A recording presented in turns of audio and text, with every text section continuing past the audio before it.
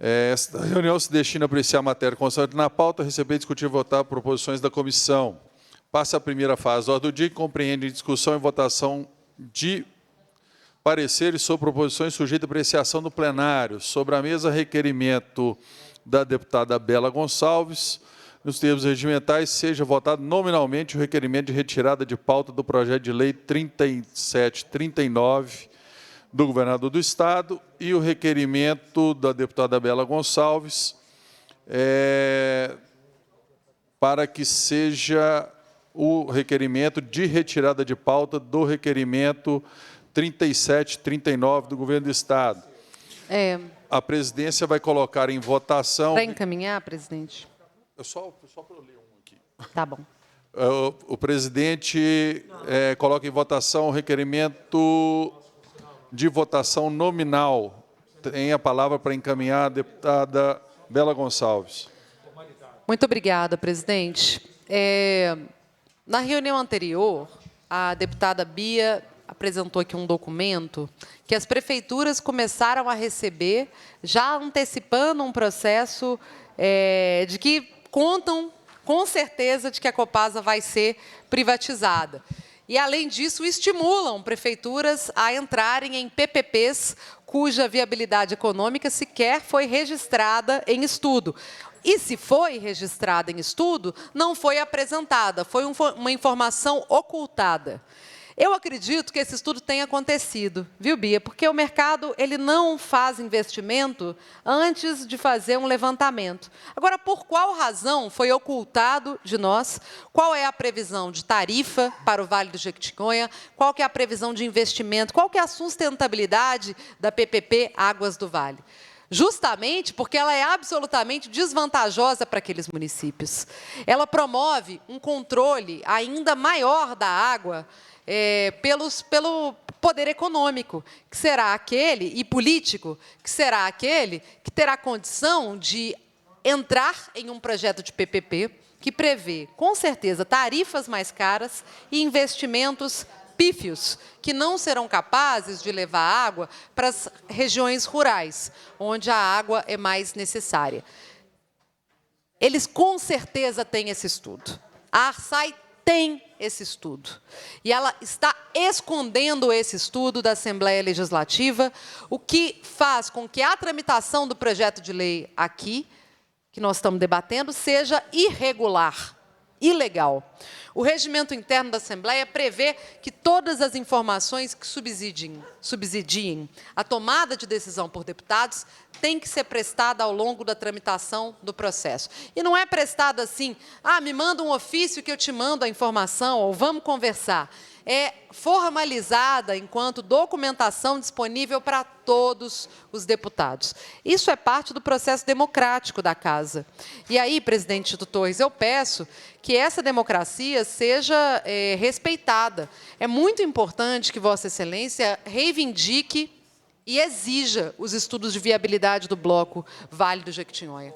Porque, se a gente votar a criação de blocos regionais sem estudos de viabilidade, a gente vai estar aqui autorizando, dando um voto pelo desabastecimento, um voto pela miséria, porque altas tarifas de água aumentam a situação de miséria das populações que ou deixam de pagar a conta de água ou deixam de colocar comida dentro de casa, essa que é a realidade.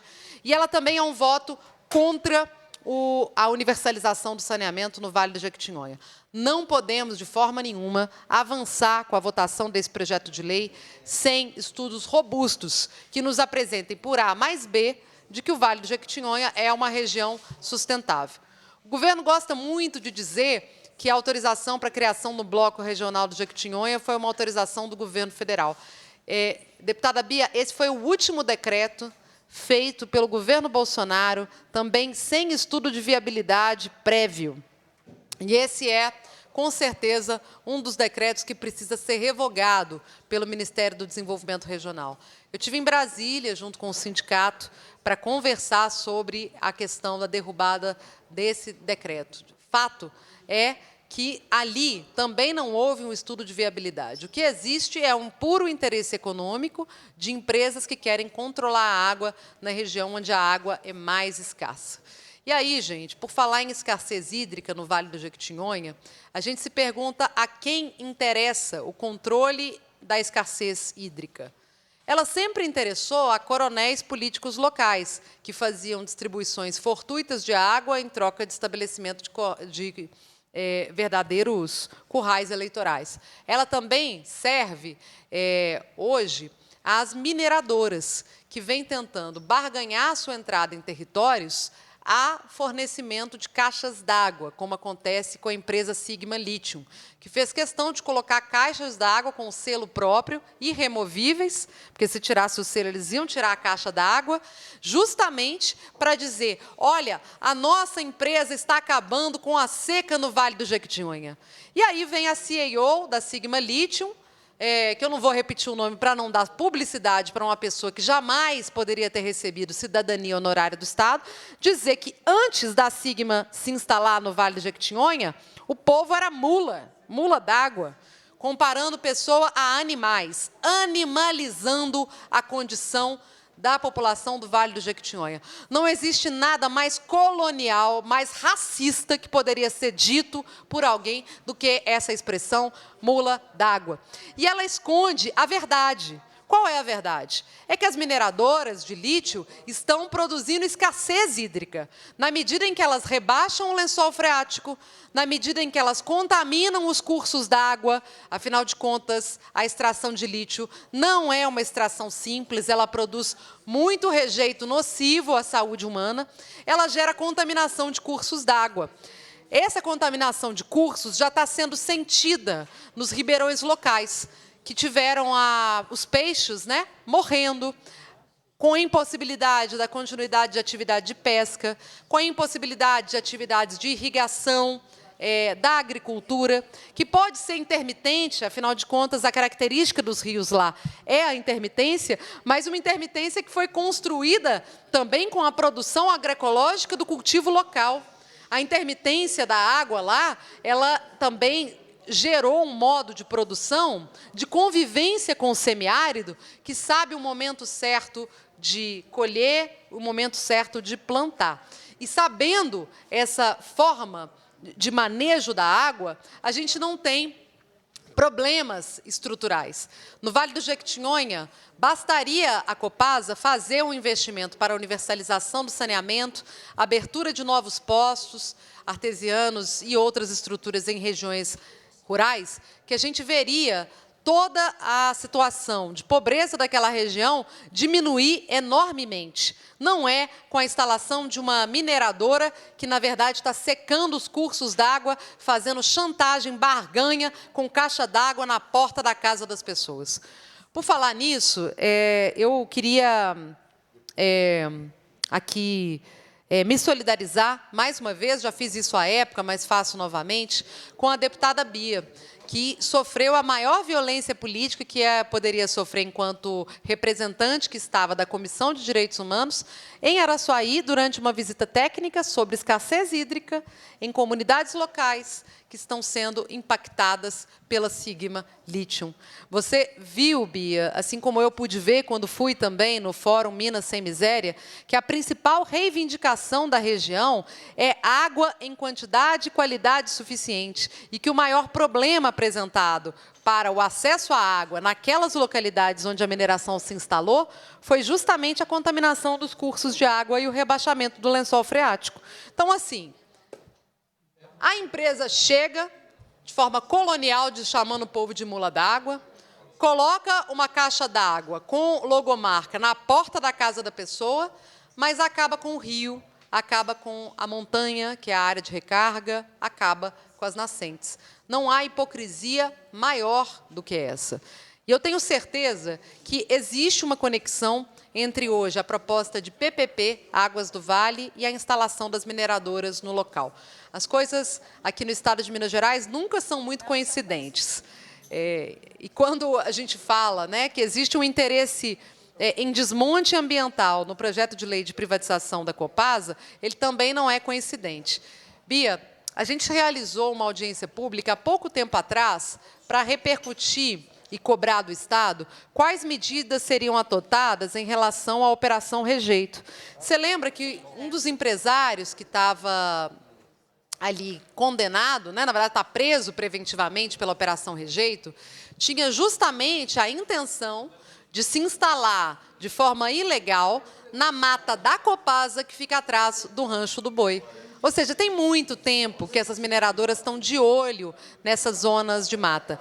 Por isso, presidente Tito, eu acho que esse projeto de lei, ele deveria inserir, enquanto contribuição da Comissão de Meio Ambiente, a obrigatoriedade de afixação do programa Pró-Mananciais e de todo o seu patrimônio, para que, em outro projeto de lei, que autoriza a venda da Copasa, essas áreas não se percam. Essa é uma função essencial da Comissão de Meio Ambiente, proteger áreas ambientais de recarga hídrica. Caso contrário, o que a gente vai viver nos próximos anos é um cenário de escassez hídrica sem precedentes, com a destruição de áreas que são hoje fundamentais para produzir água em toda Minas Gerais. Obrigada, presidente. Muito obrigado, deputada Bela. Em votação, o requerimento. Os deputados que aprovam nesse que se encontram. Rejeitado o requerimento. São contra o requerimento? De votação nominal? Que susto ainda agora. Parei até eu pensar. Vocês são contra mesmo? Em votação, o requerimento da deputada Bela Gonçalves para que seja presidente. retirado o projeto de lei. Para encaminhar, a deputada Bela Gonçalves. Presidente, esse projeto precisa ser retirado da pauta hoje, porque ele precisa ser discutido a partir de um estudo de viabilidade da construção dos blocos. A gente teve uma audiência pública aqui. Parabenizei, inclusive, Vossa Excelência por ter realizado a audiência pública antes de pautar o projeto de lei na comissão. Raros foram os presidentes de comissão que fizeram isso, então parabenizo Vossa Excelência. Mas, naquela audiência pública, nós saímos com a conclusão de que a gente precisava aprofundar no debate antes da votação do projeto de lei. Acontece que a gente não teve informações e nem tempo hábil para fazer um debate mais aprofundado. A gente precisaria dos estudos sobre a criação da viabilidade econômica do bloco do Vale do Jequitinhonha para avançar nesse projeto. Ou então mantém como está, conectado o bloco do Vale do Jequitinhonha com o bloco dos outros municípios atendidos pela Copasa, em especial a região metropolitana, que é o que garante a sustentabilidade econômica da Copasa. Eu acho que essa é a melhor alternativa que nós temos. Se o governo tem pressa de aprovar o projeto de lei, então crie 3 blocos, ao invés de 4 blocos. Mantenha o bloco do Vale do Jequitinhonha atrelado ao bloco dos demais municípios atendidos pela Copasa. Só assim a gente vai conseguir garantir uma tarifa de água sustentável, uma tarifa que seja também compatível com a renda das pessoas e capaz de produzir investimentos que o Vale do Jequitinhonha tanto precisa. Essa audiência pública ela é basicamente uma conversa sobre o Vale do Jequitinhonha, porque, de fato, um dos maiores interesses do Estado é tirar o Vale do Jequitinhonha das metas de cumprimento da Copasa, para que, dessa forma, a privatização se torne mais rentável para os investidores. Afinal de contas, os investidores querem comer o filé e lamber os beiços e deixar o osso para a gente roer, para o povo roer. E, gente, vou dizer para vocês, o osso da falta d'água e de abastecimento, ele é muito duro. Ele significa condenar uma região inteira ao empobrecimento para os próximos anos. Porque o acesso à água é uma das condições fundamentais para a redução da pobreza. Eu fiz o seminário Minas Sem Miséria, que foi organizado pela Assembleia e que eu coordenei, em diferentes regiões de Minas. E foi muito interessante perceber como cada região de Minas tem uma percepção diferente sobre os motivos da pobreza do que outras regiões.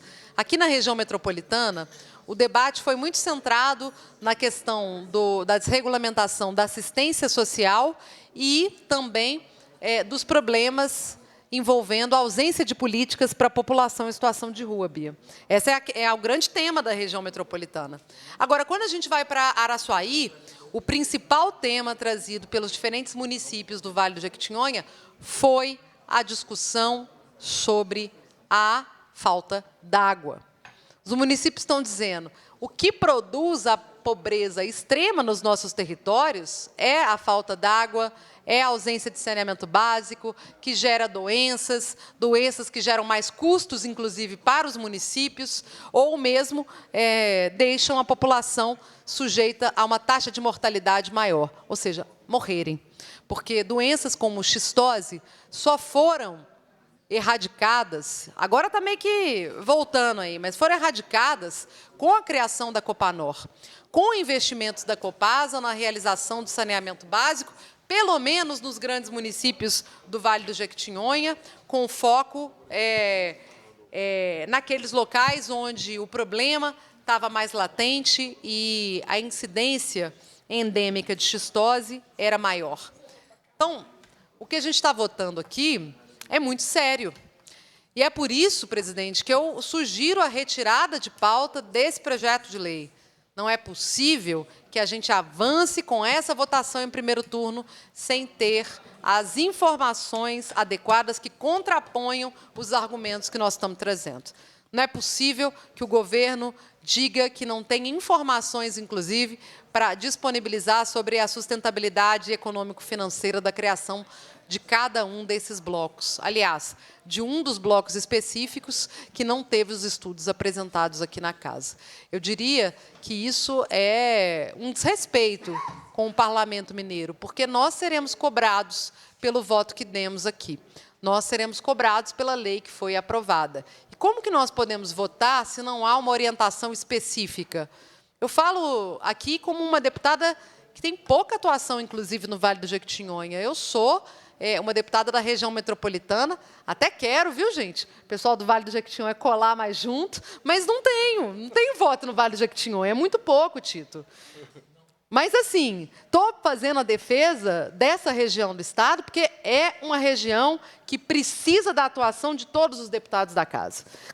Agora, é triste ver que existem deputados da região que não estão sequer fazendo esse debate e que vão votar favoráveis a esse projeto de lei que sequer apresentou os estudos de viabilidade financeira.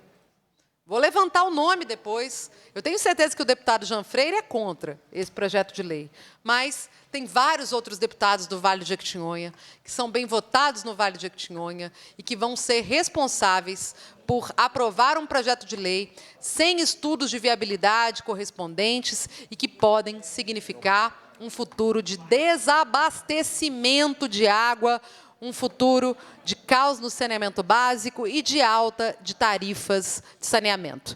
Dividir o osso do filé é matar o boi, é muita sacanagem, é uma atrocidade. E eu acho que raras vezes eu vi um servidor público ser tão sincero sobre as intenções do governo aqui. Ele queria nos convencer, né? Dizer isso como uma coisa boa. Não, gente, a gente está apresentando esse projeto de lei porque a gente precisa separar o osso do filé e bababá da economia de não sei o quê. E eu falei, gente, não podia ter expressão melhor. Não podia ter expressão melhor, sabe? A gente vive um governo do Estado que quer fazer o povo viver na fila do osso. E, graças a Deus e ao povo brasileiro, a gente foi capaz de eleger para presidente da República o presidente Lula, que ontem sancionou, inclusive, a lei de isenção de imposto de renda para quem ganha até 5 salários mínimos e que ostenta hoje a menor taxa de desemprego e a menor taxa de pobreza que o Brasil já assistiu. Porque antes do presidente Lula chegar e botar ordem na casa, o que aquele genocida daquele Bolsonaro estava fazendo com o Estado era deixar o povo na fila do osso.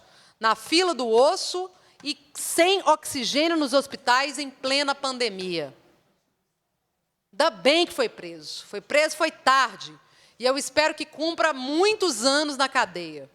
Porque ele foi preso por atentar contra a democracia, mas o maior crime que ele cometeu foi a morte de 600 mil brasileiros durante a pandemia, enquanto ele debochava das pessoas. Fazia coffee, falava que não era coveiro, dizia que não tinha nada a ver com a falta de oxigênio no Amazonas.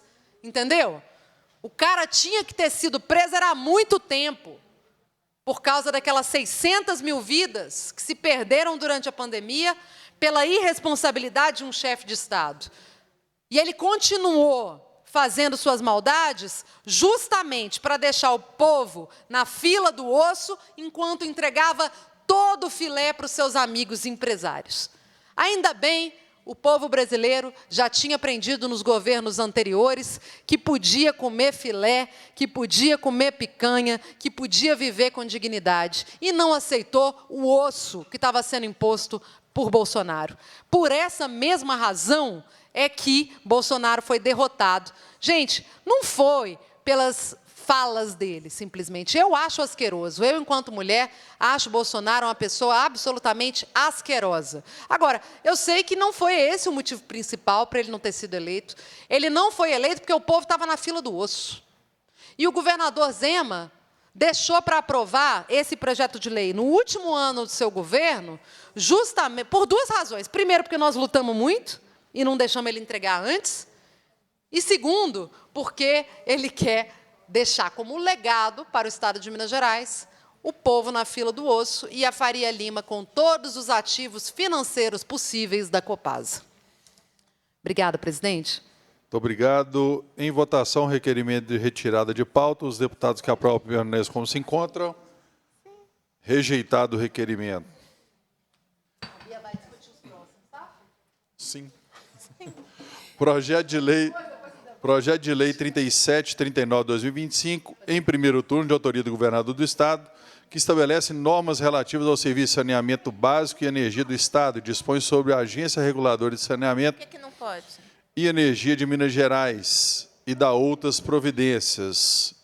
Informo que na reunião anterior foi distribuído o avulso do parecer do qual sou o relator, que conclui pela aprovação do projeto de lei 3739/2025, na forma do substitutivo número 3. Em discussão, parecer. Para discutir... Tem mais Calma requerimento aí. aí, não, presidente? Calma aí, tem um adiamento aí. Tem adiamento. Deixa eu subscrever o adiamento junto com a deputada Bela.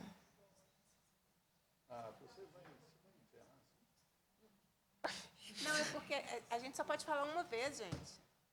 É porque nós vamos dividir. Nós vamos dividir. Não, você quer só ouvir a Bela, tudo bem. Você não quer me ouvir hoje, tudo bem. Não, se você quer ouvir só a Bela, tudo bem. Não, essa aí ela substitui. Isso, Mas eu tenho que subscrever. Tá O requerimento cai. Eu deixo, assim. No requerimento cai, isso. Mas se você não deixar também, tudo bem, gente. A gente tá vindo com o que tem. É só para você Não tá parar tudo de bem, me não. ouvir, escutar a Bia, enquanto eu vou lá tomar um café. Se não... Sobre a mesa, requerimento da deputada Bela Gonçalves e Beatriz Cerqueira, que requerem adiamento de discussão do projeto de lei, o projeto de lei 3739/2025 do Governo do Estado e o requerimento de votação nominal do requerimento de adiamento de discussão. A presidência vai colocar em votação o requerimento Para encaminhar? de votação nominal do requerimento. Para encaminhar, a deputada Beatriz Cerqueira.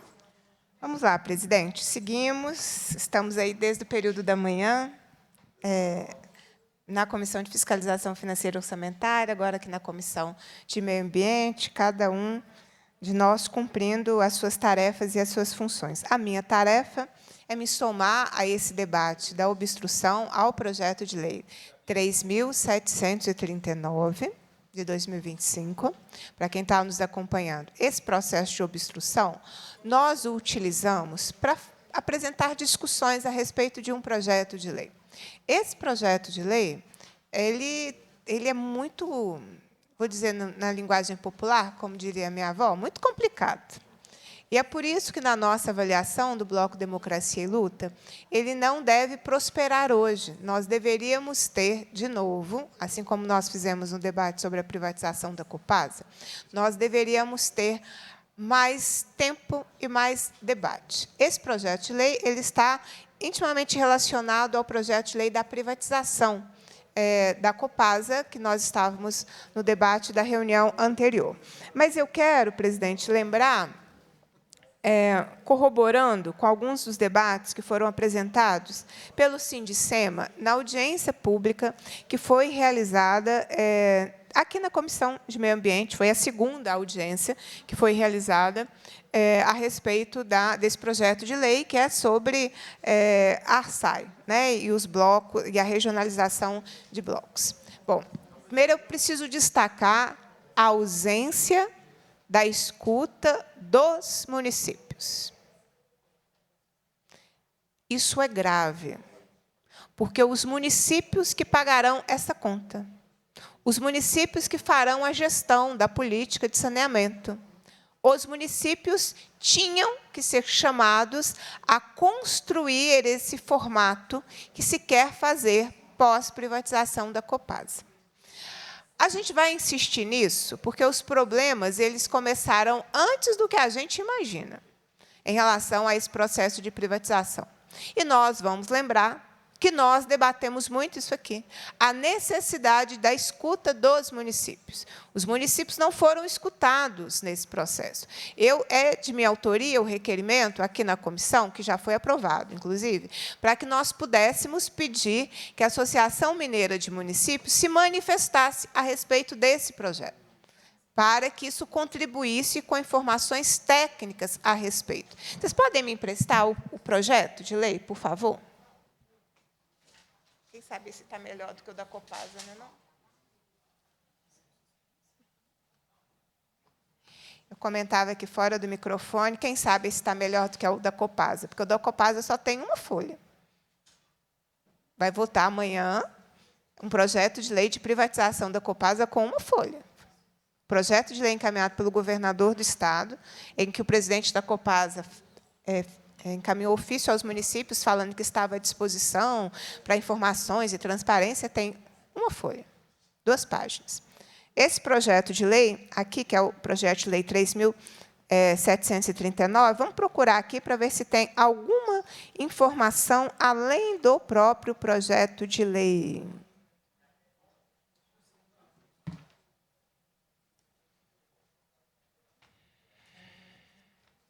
Será que não vai ter, gente, nenhum estudo técnico? Nenhuma informação? Na primeira página não tinha.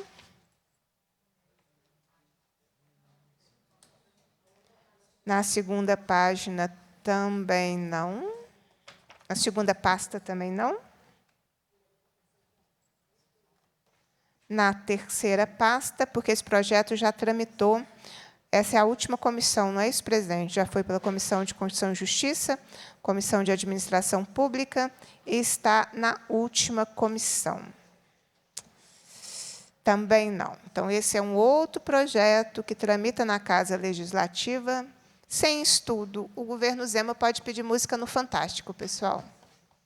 Pode pedir música no Fantástico, porque a recorrência de projetos de lei sem estudos técnicos, sem informações, é o recorde desse período do governo Zema. O que é espantoso, porque é um governo que primava pela não política, não é? Pelo técnico, não é? Tanto é que o vice-governador tem no seu nome político professor. É uma simbologia, né? É para disputar narrativa.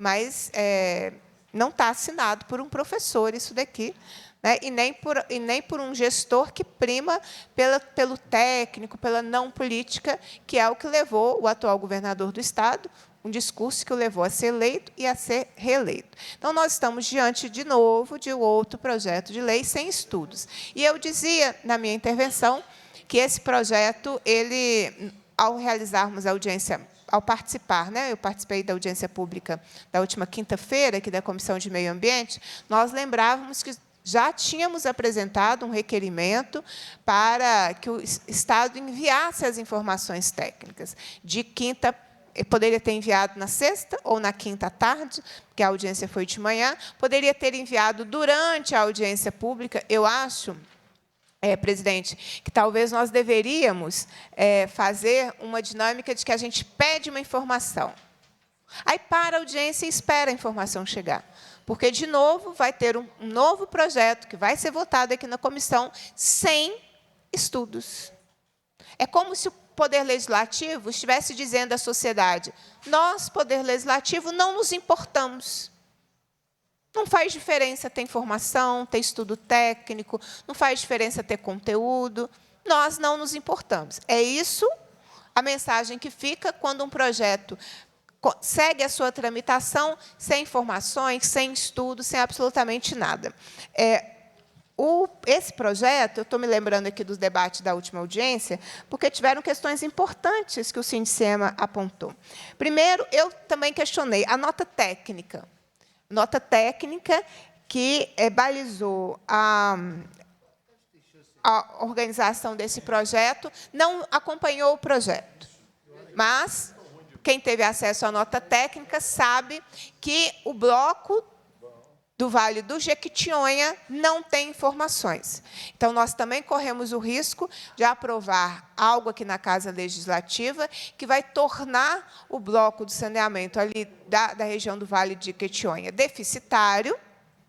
Portanto, alguém vai pagar essa conta, e numa Copasa privatizada, com agências reguladoras privadas, não é o privado que vai pagar a conta, é o povo que vai pagar a conta, mas nós já estamos alertando, olha, a ausência de estudo a respeito disso compromete o conteúdo e compromete a legitimidade desse processo, porque vai acontecer sem as devidas informações. Então, a nota técnica não estava disponível.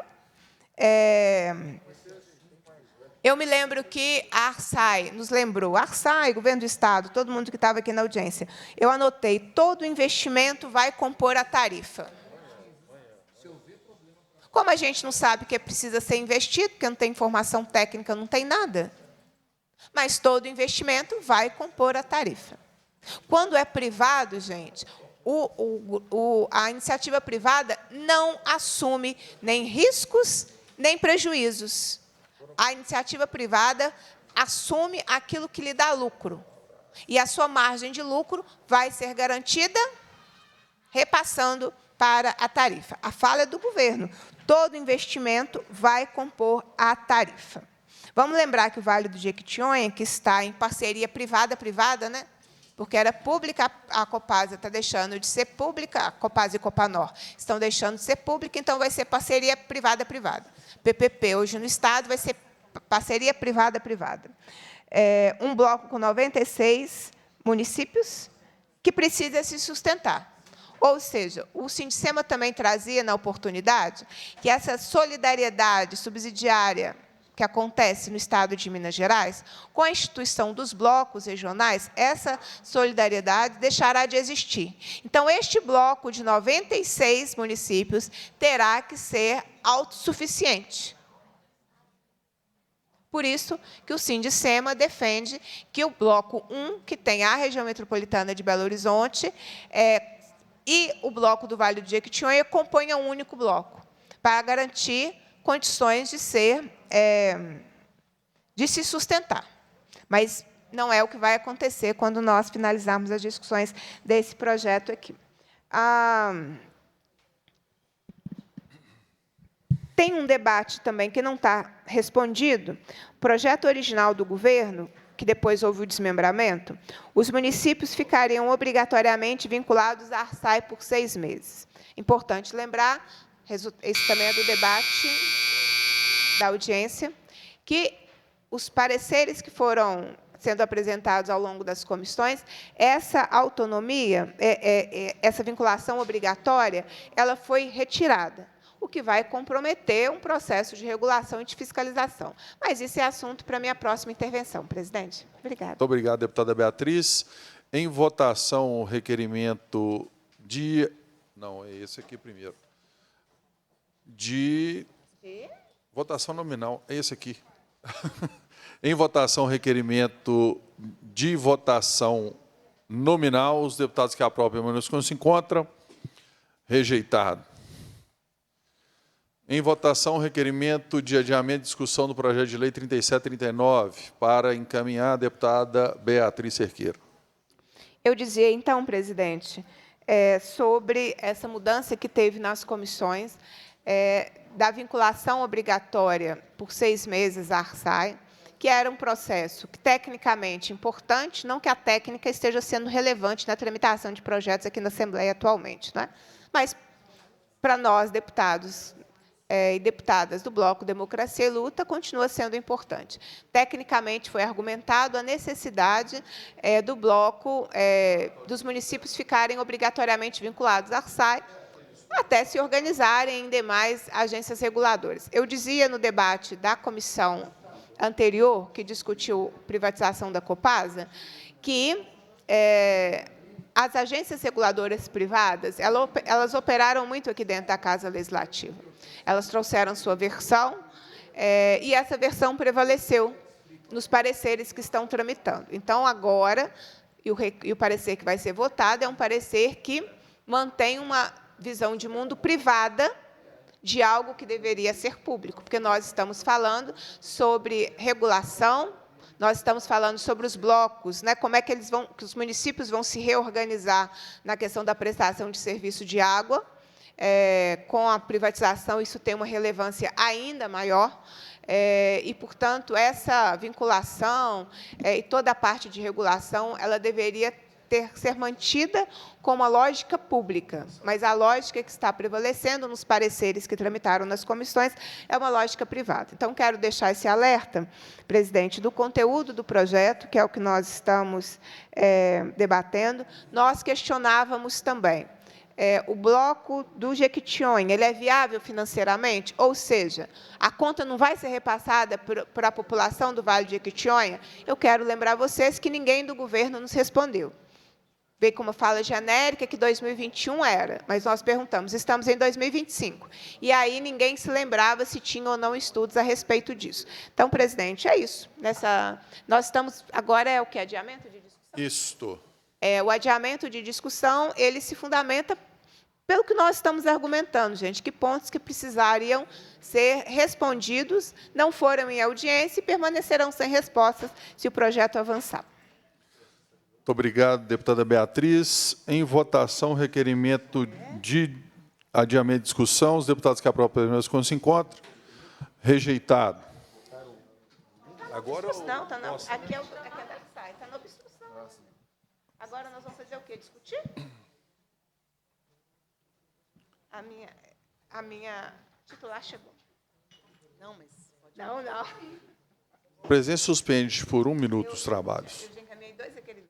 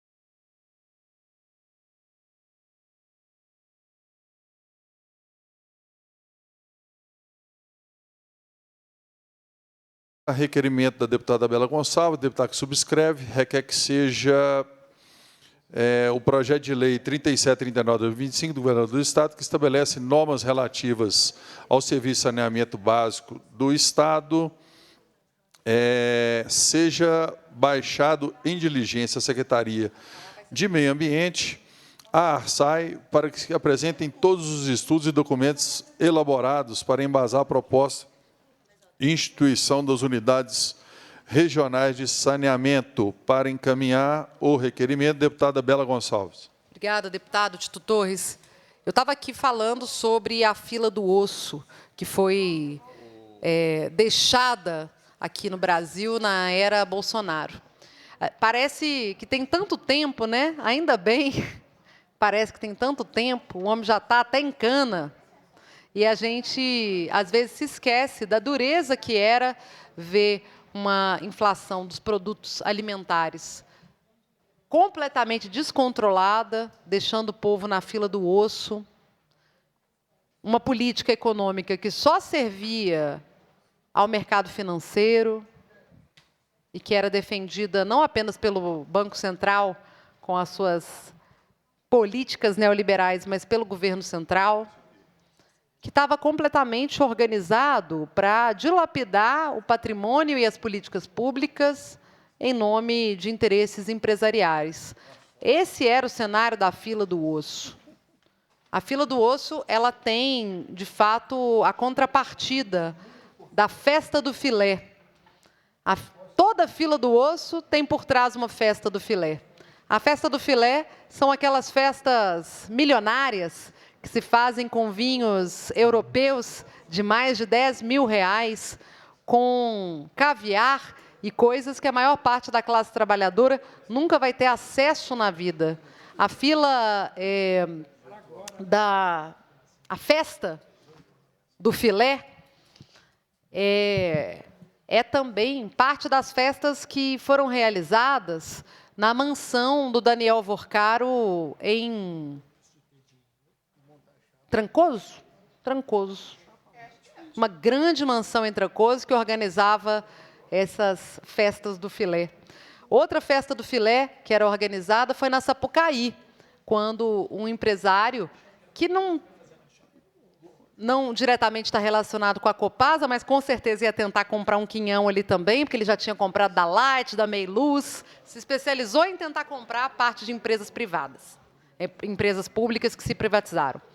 Realizou ali uma festa no camarote fechado, VIP, na Sapucaí, que custou R$47 milhões. Uma noite que custou R$47 milhões para convidados selecionados. Ou com uma festa de 15 anos que custou R$15 milhões, que teve um bolo que custou R$25 mil, além de shows de bandas como o Alok e outras celebridades aí nacionais e internacionais, para uma filha de 15 anos, gente, dentro de um condomínio aqui em Nova Lima. Essa é a festa do filé. A festa do filé é aquela que se faz às custas do suor do povo. E às custas, muitas vezes, de um dinheiro que foi ganho a partir da apropriação daquilo que é público. Roubo das nossas estatais, dos nossos minérios, do investimento que o Estado de Minas Gerais fez. Porque vender uma empresa pública a preço de banana não é um negócio, é um roubo. Vender ações da Copasa, como foram vendidas para o Grupo Perfin, em mais de 5%, agora, recentemente, para as tarifas em um mês valorizarem mais de 30%, é prova de que isso não foi uma venda de ações, foi um roubo do patrimônio da Copasa. E a gente espera que o Ministério Público Federal, que já foi acionado sobre esse caso, possa, de fato, levar essas investigações à frente e que a gente possa ter aí, em um prazo, espero não tão longo, informações de que, de fato, por trás da venda, da privatização da Copasa, havia um grande negócio sendo orquestrado pelos amigos da festa do filé, aqueles que brindam champanhe juntos e contam vantagem do roubo do patrimônio público que eles que eles fazem durante o dia. Toda fila do osso tem por trás uma festa do filé. E eu acho muito triste que a gente esteja aqui, mais uma vez, aprovando um projeto de lei que não tem outra funcionalidade que não a de garantir uma venda mais rentável da Copasa. Mais rentável para quem vai comprar e, do ponto de vista do Estado, tanto faz, vai ser a preço de banana de qualquer jeito. Se a Copasa for vendida com o bloco do Jequitinhonha, ela vale X. Se ela for vendida sem o bloco de Jequitinhonha, ela vale 2x. É simples. É por isso que esse projeto de lei está tramitando casado. Também é importante dizer que a gente tem hoje já problemas na aplicação das taxas de fiscalização do saneamento básico.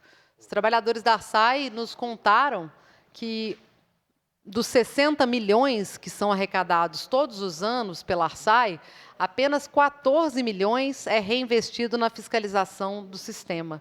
Para onde estão indo os outros 45 milhões de reais que são arrecadados pela taxa de fiscalização de saneamento?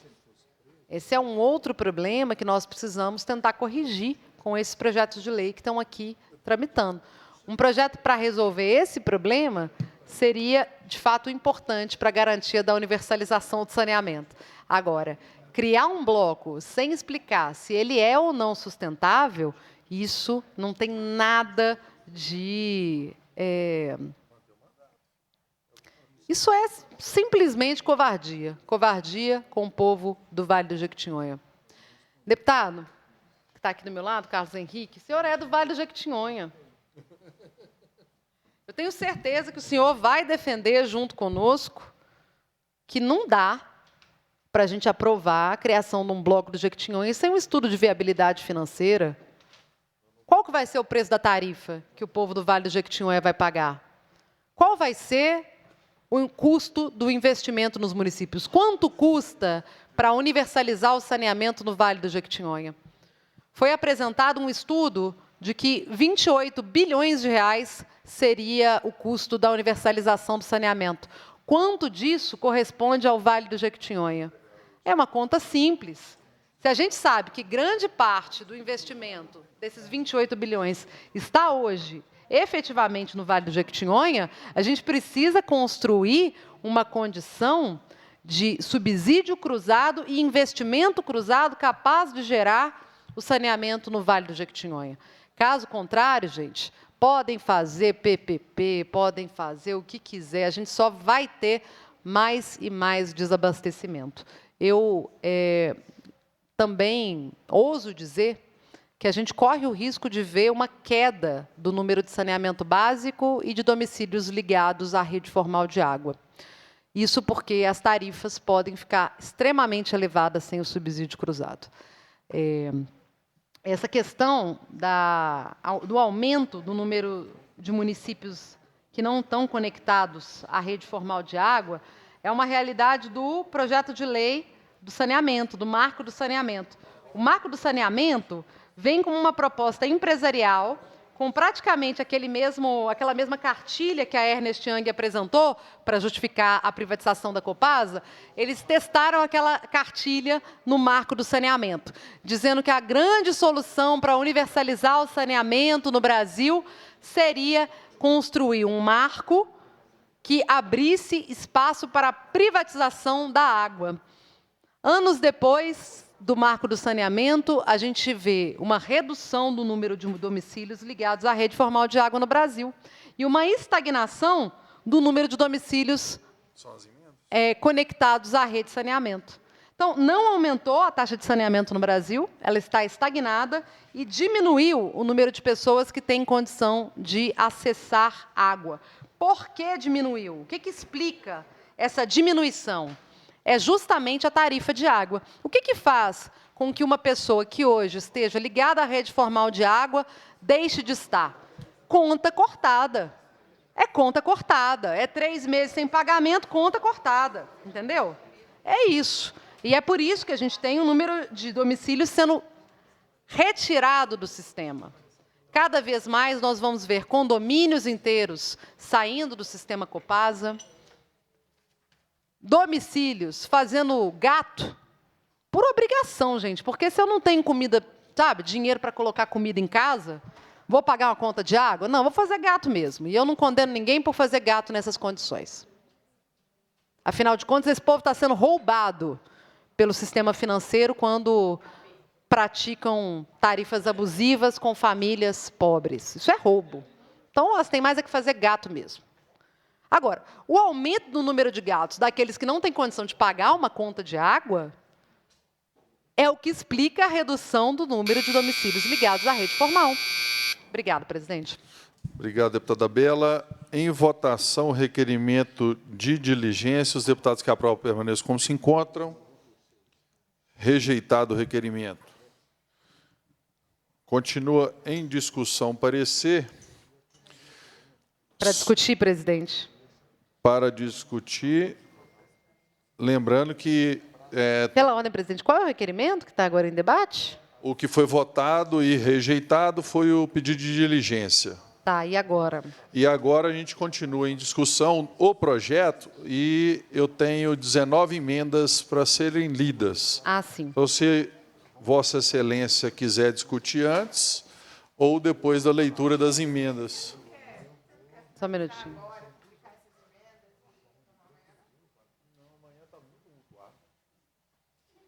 Amanhã não tem prazo para nada, não. Quarta-feira. Não, quarta não. Quarta você quer votar em plenário. Vocês querem botar isso em quarto, plenário? Ah, eu acho que tem. Acho que Presidente, você pode suspender os trabalhos um pouquinho? estão suspensos os trabalhos.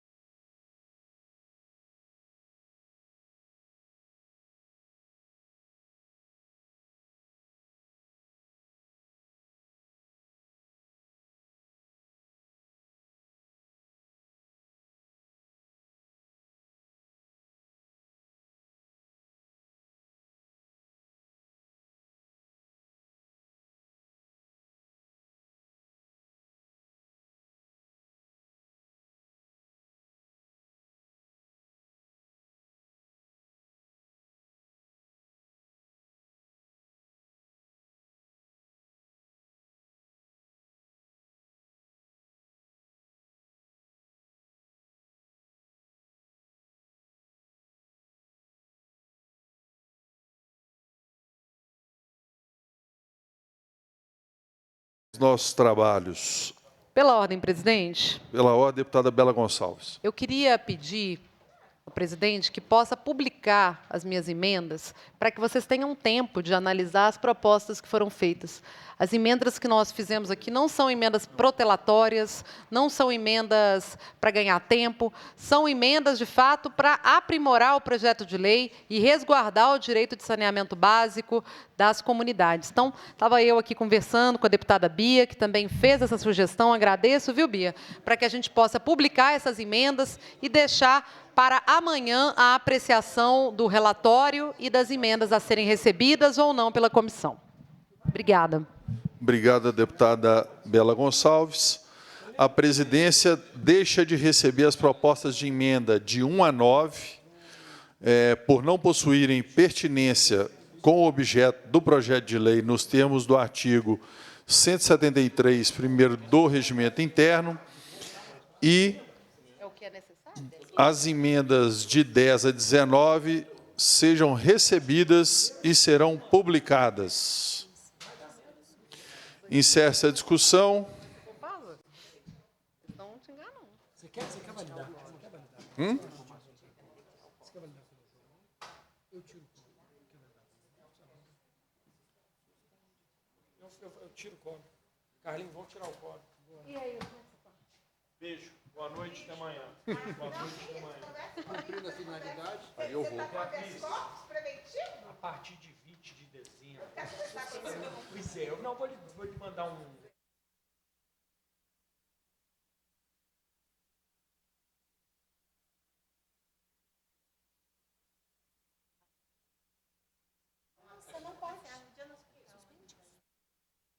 Suspende os trabalhos.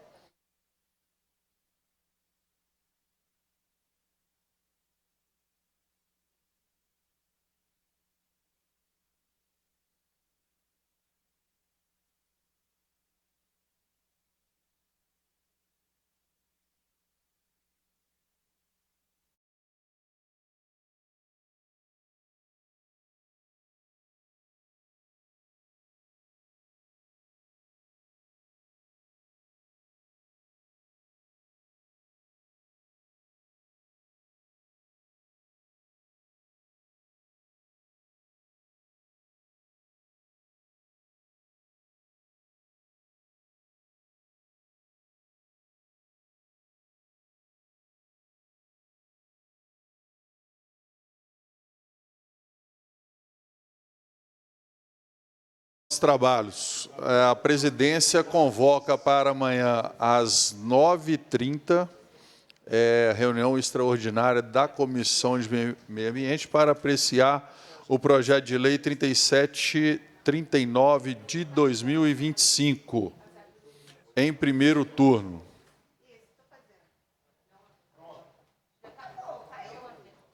Agora caiu. Caiu. Aí agora eu encerro mesmo. Por ausência de quórum, a presidência encerra a reunião.